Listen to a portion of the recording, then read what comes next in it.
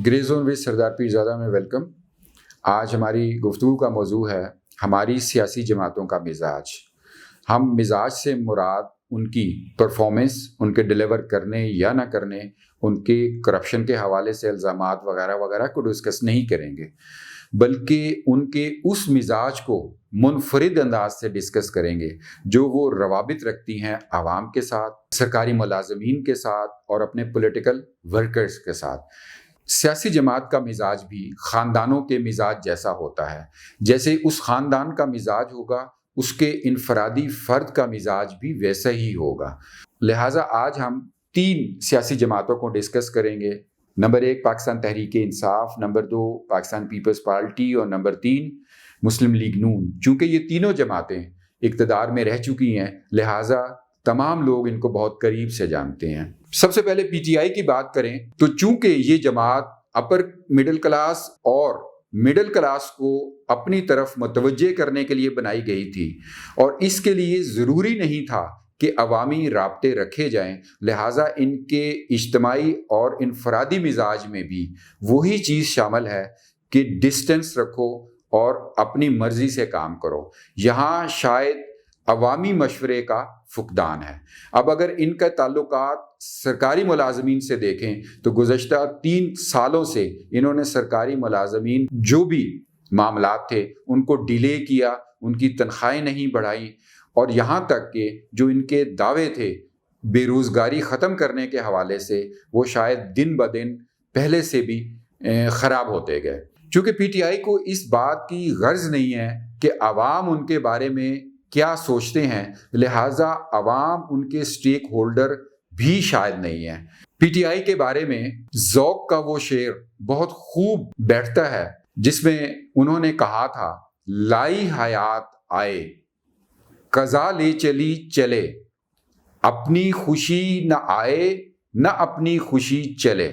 लिहाजा पीटीआई को मालूम है कि उन्हें जब लाया गया था वो आ गए, जब उन्हें जाने का हुक्म दिया जाएगा वो चले जाएंगे।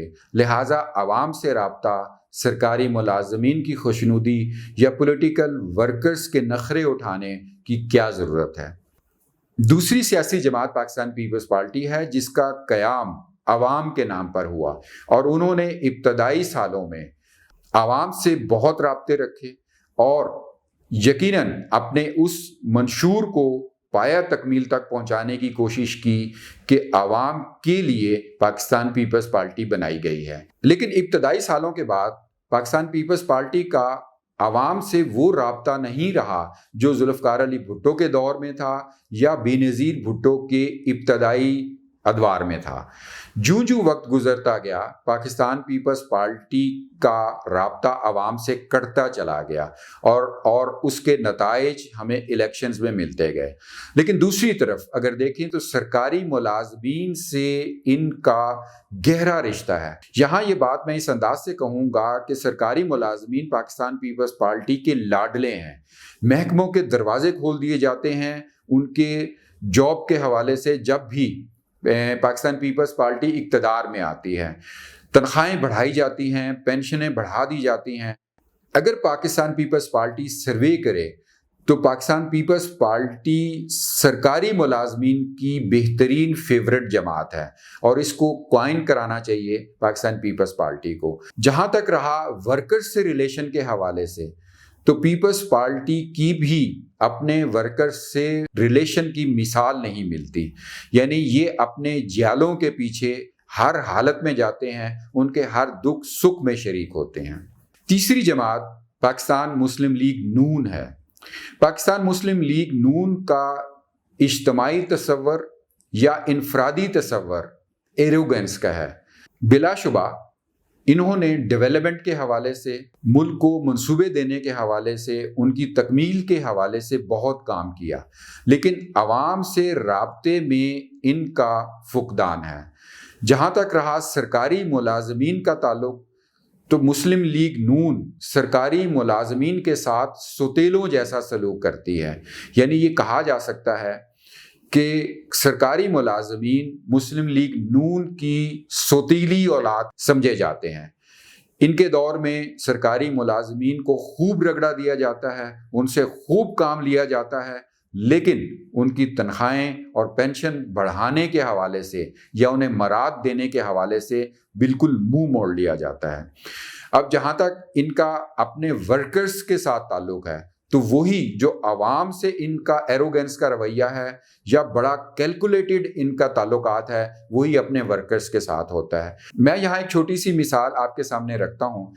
ڈسکا کا ضمنی انتخاب ہوا، وہاں مسلم لیگ نون کی نوشین افتخار جیت گئیں۔ شہباز شریف رہا ہوئے تو وہ ان کے گھر گئے، ان کے والد کی فاتحہ خوانی کی اور ان کو جیتنے کی مبارکباد دی۔ اس کے بعد ضلع خوشاب کا ضمنی انتخاب ہوا۔ ضلع خوشاب پنجاب کا دور افتادہ علاقہ ہے، لیکن وہاں بھی مسلم لیگ نون جیتی اور وارث کلو کے انتقال پر ان کے بیٹے بیرسٹر معظم کلو اس انتخابات میں جیتے، لیکن شہباز شریف ان کو مبارک دینے ان کے گھر نہیں گئے اور نہ ہی ان کی فاتحہ خوانی کرنے ان کے حلقے میں گئے۔ ہو سکتا ہے چونکہ بیرسٹر معظم کلو کا یہ حلقہ ریگستانی علاقے میں ہے تو شہباز شریف صاحب کے پاؤں جلتے ہوں، لیکن چونکہ اس پولیٹیکل پارٹی کا اجتماعی اور انفرادی مزاج یہ ہے کہ اپنے ورکرز سے کام لو، ان سے ڈسٹنس رکھو۔ حالانکہ ضلع خوشاب وہ حلقہ ہے کہ جب بہت پہلے کئی دہائیوں پہلے یہ پیپلز پارٹی کا ضلع ہوتا تھا، اس کے بعد سے اب تک یہ نون لیگ کا ضلع چلتا آ رہا ہے، ماں سوائے جب لوٹا کریسی کے یا الیکٹیبل لوگوں کے اپنی پارٹی بدلنے کے اس پورے ضلع کے عوام نے مسلم لیگ نون کو ہی جتایا ہے۔ لیکن مسلم لیگ نون نے اس حلقے کو، اس ضلع کو کیا دیا ہے وہ وہاں جا کر پتہ چلتا ہے، اور یہاں تک کہ شہباز شریف جو پولیٹیکل پارٹی نون لیگ کے قائد ہیں وہ اپنے جیتے ہوئے کینڈیڈیٹ کو مبارک دینے بھی نہیں گئے۔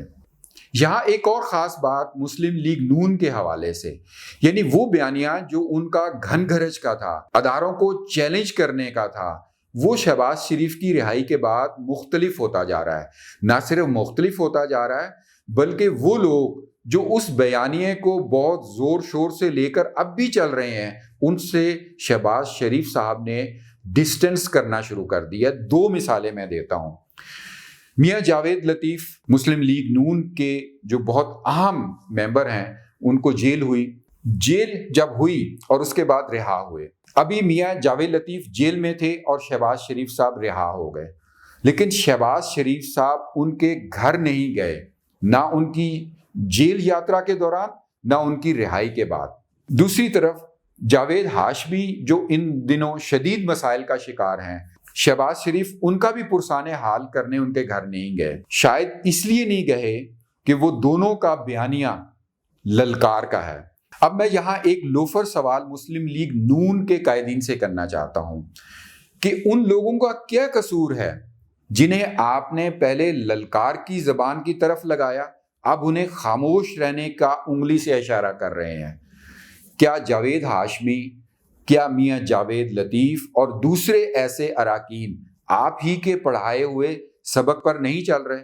آپ کھلم کھلا اعلان کیوں نہیں کرتے کہ اب ہمارا بیانیہ یہ ہوگا؟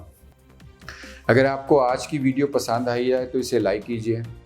اگر آپ نے اب تک ہمارا چینل سبسکرائب نہیں کیا تو لال بٹن کو پریس کیجیے، بیل آئیکن کو دبائیے، اپنی فیڈ بیک دیں۔ Good luck.